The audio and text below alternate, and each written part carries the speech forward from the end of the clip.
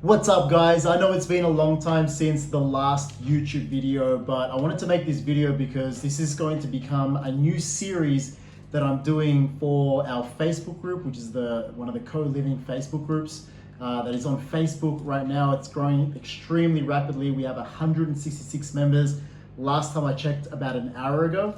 And with this new series, I'm going to be underwriting co-living deals, so potential deals for our members within the group. Now, today I had a member of the group actually reach out. He had a deal and he's actually looking for his very first co-living deal.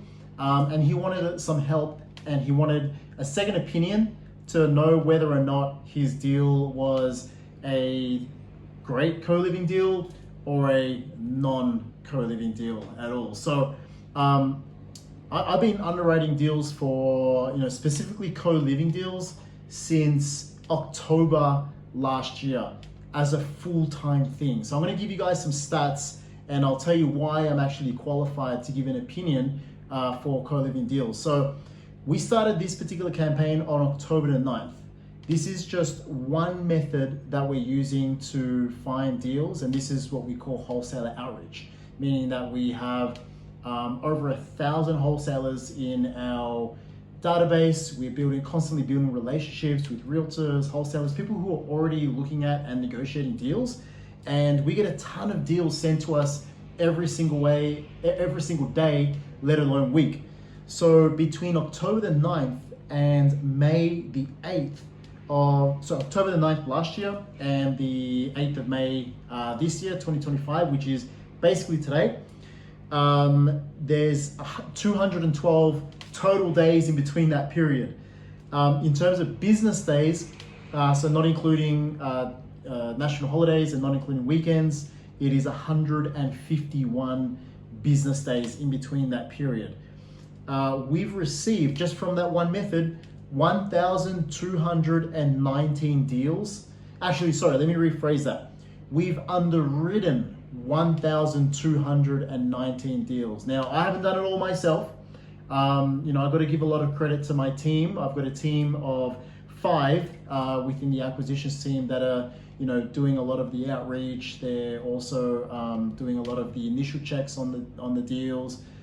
They do some of the underwriting, and then I have another team member that does the next layer of underwriting. And when it meets a certain criteria, which I'm going to go into in the next video, it actually hits my pipeline. So I do the remaining the remaining underwriting on that deal to make sure whether or not it's a deal or no deal. So that's an average of 8 underwritten deals per day that my team and I are doing, and these are co-living specific that meet a certain criteria. So because we've done that many deals, we are now, and because we're growing this community at a rapid rate, one of the biggest I guess challenges for new members of the group is knowing whether or not they should move forward on a deal or not. So that's where the underwriting comes down. That's why it's so important to understand, what to look for in a deal, what makes a deal a great deal, what makes a deal an average deal, and what makes a deal, a non-deal as well. So in this video, I had a member of the Facebook group reach out to me. He had a deal that he came across and he wanted me to underwrite it. He wanted a second opinion.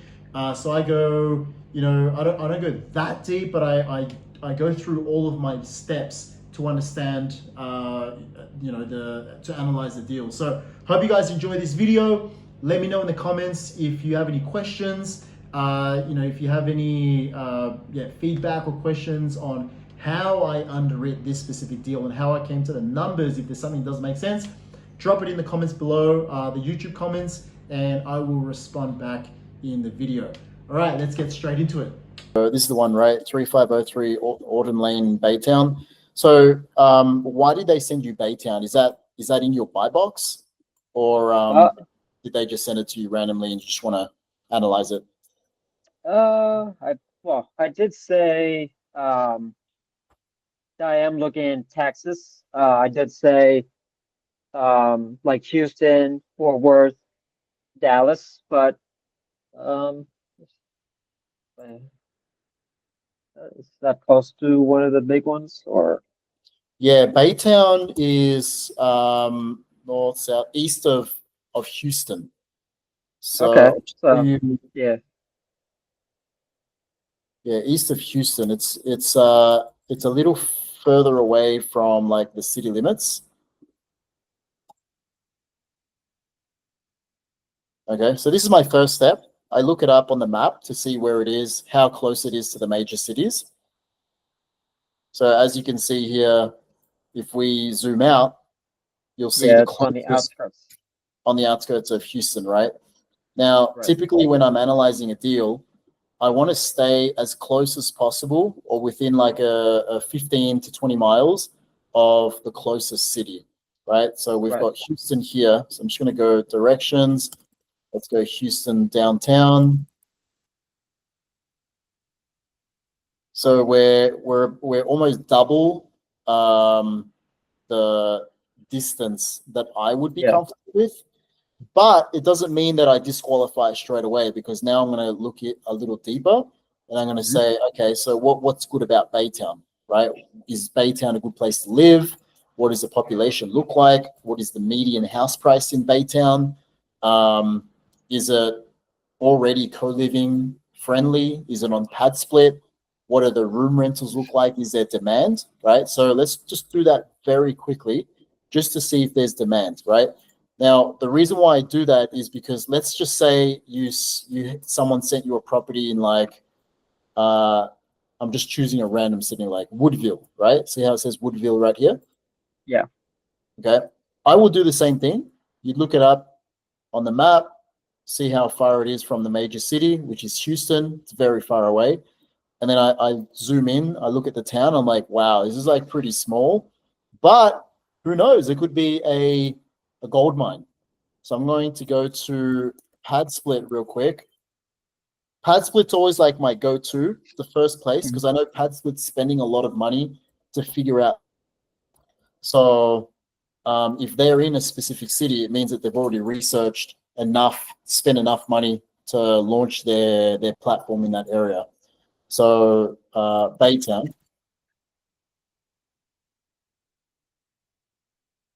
Okay. So Baytown is here. So we just scroll or we just zoom in a little bit more. And you also want to become familiar on where the Baytown downtown is as well. Okay, let's just go back to maps. And you'll have to excuse my laptop. It's performing a little slow right now. it's all right.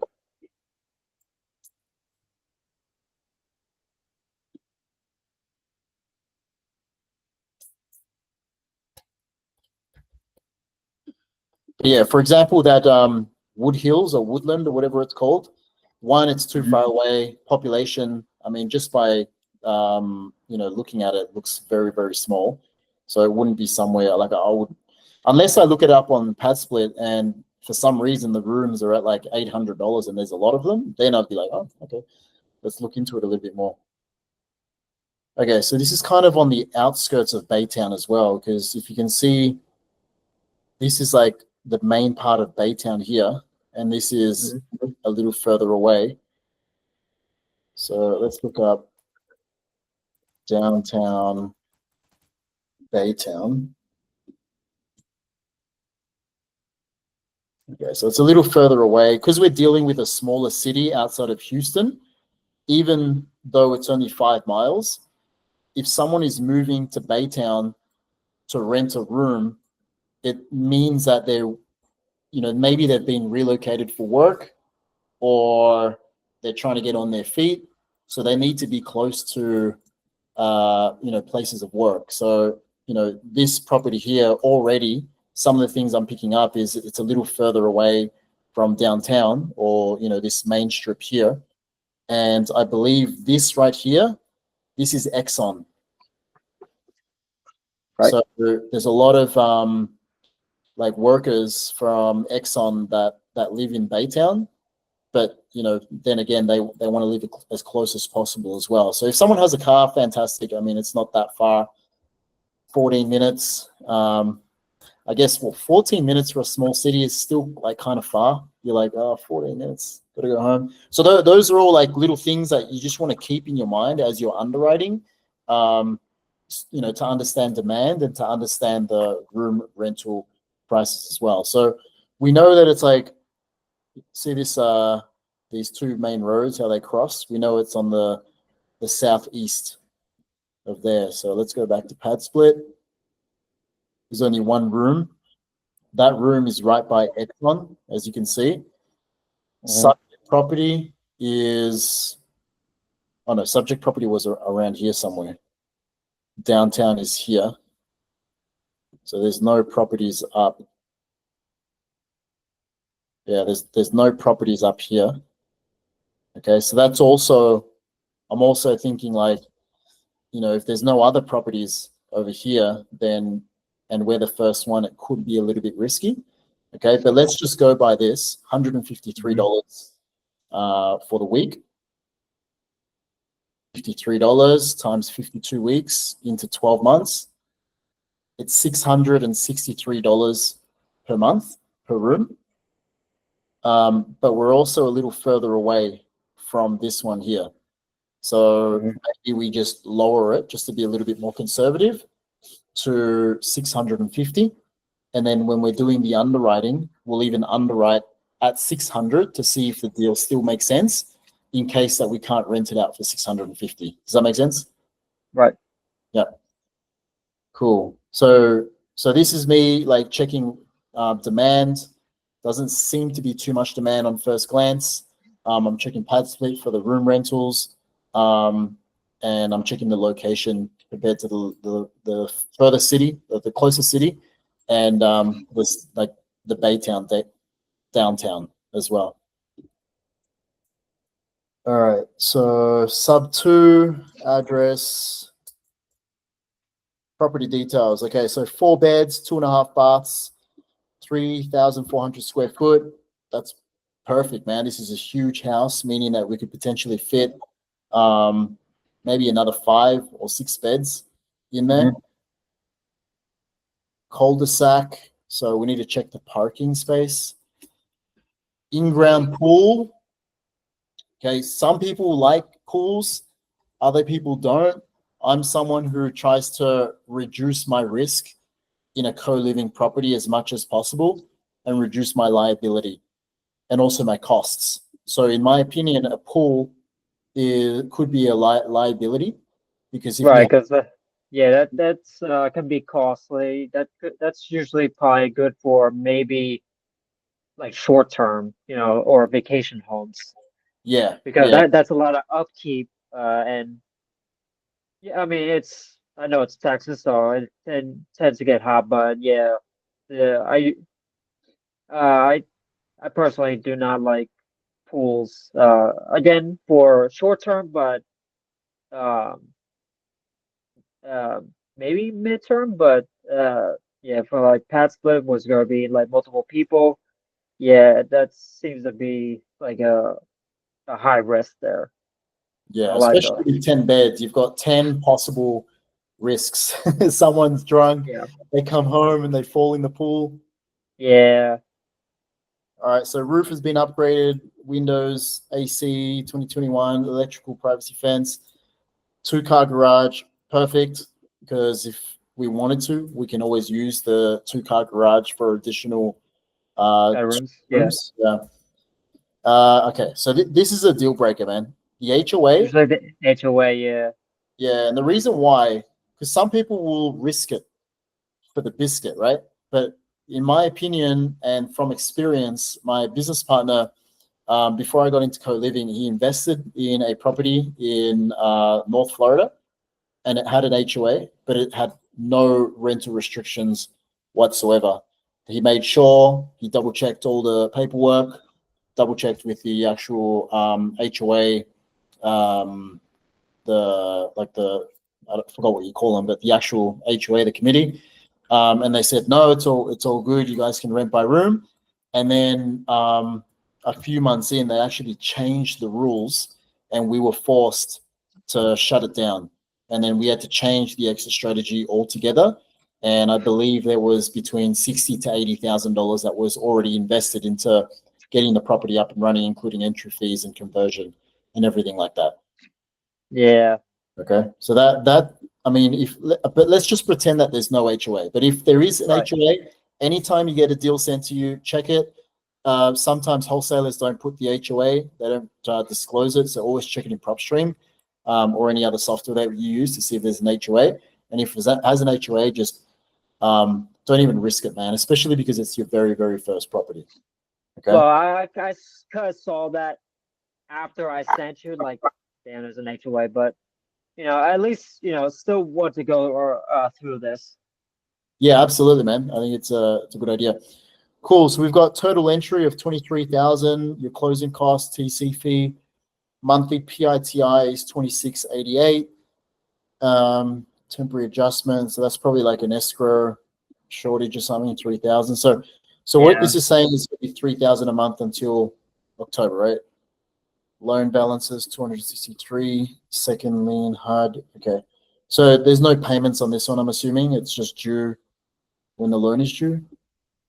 Uh-huh. Purchase price. Okay. Okay, so this is another thing that I do. Purchase price is 289, but I always want to check the median house price of the city. Okay, on Zillow. Okay, it's 244, and this is selling for what? 289. So it's slightly higher than the median house price. Obviously, this one has a pool. It's got 4 rooms already, so it makes sense.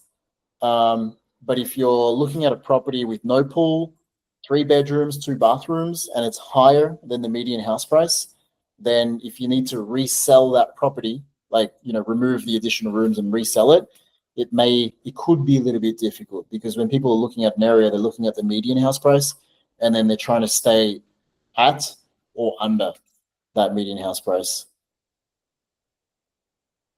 Okay, photos. Cool. So we've got space for parking.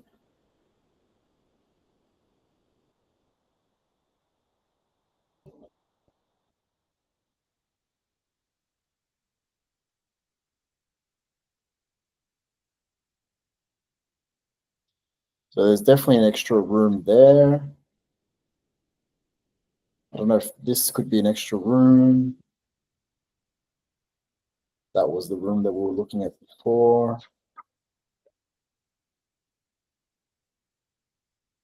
I mean, it looked like it was mostly set up for like long-term / midterm, Mm. even though it kind of says it's like pad split ready in there. So, but it looks like it's kind of set up for like a long-term / midterm.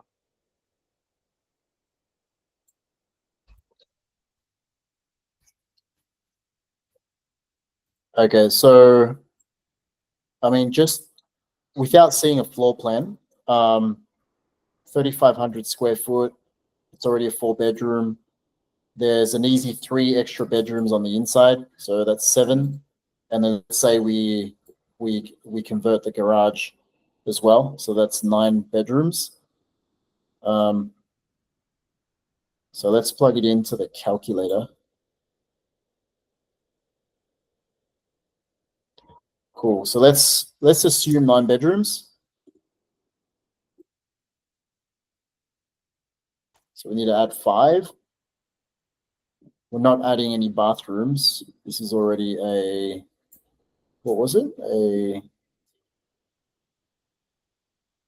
2.5 bath. Yeah, we can just leave it as is. If we need to, we can always just add a half bath to make it 3 baths. Right. Total monthly payment was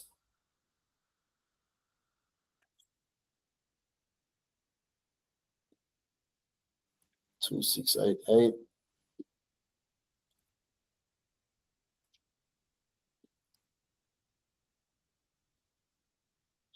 So we estimate around 7,500 for every additional room that you need to add. Every bathroom you need to add is about 12,500 if you need to add it. Additional rehab, it looks pretty much turnkey. So we're just going to put $0 for additional rehab. How much are we charging per month? $650, we said. Entry fee was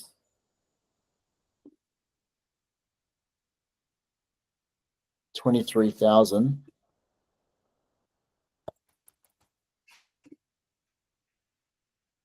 Closing costs for, let's just call that $4,000. Okay, so furnishings is about $700 per room.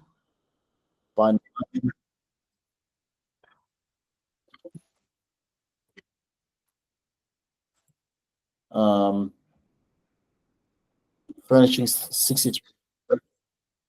So renovation for the additional rooms, holding costs. Okay, 9 bedrooms, you're looking at around 1,800 a month in monthly expenses. That's utilities, reserves, cleaning, and any other fees and things that you want to account for. So 5,850 less your monthly payment, less your monthly expenses, will leave around 1,362. So if you're doing the property management yourself and you're using your own money that you have saved up, it would be an okay deal, okay? Because at 7 bedrooms, you're still breaking even, right? Because if 2 people move out at 650, you're still kind of breaking even there, right? But if you're outsourcing the property management at, let's say, 15%, and then you're also, because you've got to borrow 76,000 for this, if you're paying, I don't know, like 10% or 12% on money that you borrow on this 76,000, then there's going to be a payment or a distribution to your lender every single month as well. Okay, so let's just assume that that is the case. So let's just change this to investor distribution. I'll just add it all in one, just for so I don't have to create change around this template. Investor distribution plus property management. Okay, so investor distribution. So if you were to borrow the money, what terms do you can you get from your lender?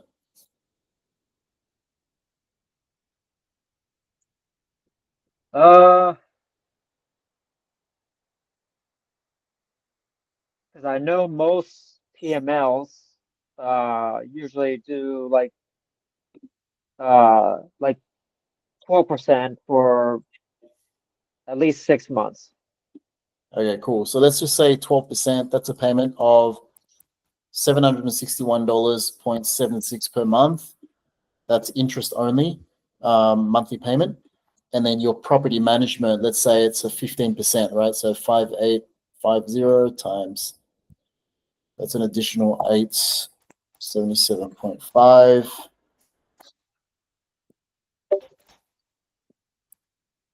Okay, so that puts you in the red. Okay, but you could possibly save if you did the property management yourself. You'd be about $600 in front. But in my opinion, right, if it's under 15%, and your net income is under $1,000, and it's less than 2 tenants that move out to break even, then you're kind of it's a risky deal, because if you're borrowing money from, if you need to borrow money from an investor, they're going to look at these numbers and they're going to say, hey, this is pretty risky, because if 1 person moves out, let alone 2, then you won't be able to pay me my money every month, and you won't make profit as well. So let's just assume, right, this is 877. It would be a no deal, man. No deal. and at $650 a month, right? Let's just say, to be conservative, for Baytown we're at 600. It would actually change this even more in the red, into the minus. Does that make sense? Yes. Yeah. All right, guys, thanks for making it to the very end of the video. Hope you guys enjoyed that video and that analysis. If you have a deal that you would like me to analyze, maybe you want a second opinion on whether it's a good deal or a bad deal, or maybe you've already done the underwriting and you want me to double check your numbers, reach out to me on 424-888-6018, or you can add me on Facebook, you can add me on Instagram and send me a DM over there. So I'll see you guys on the next video. Don't forget to drop a comment, and if you're not already subscribed, subscribe to the channel. See you guys later.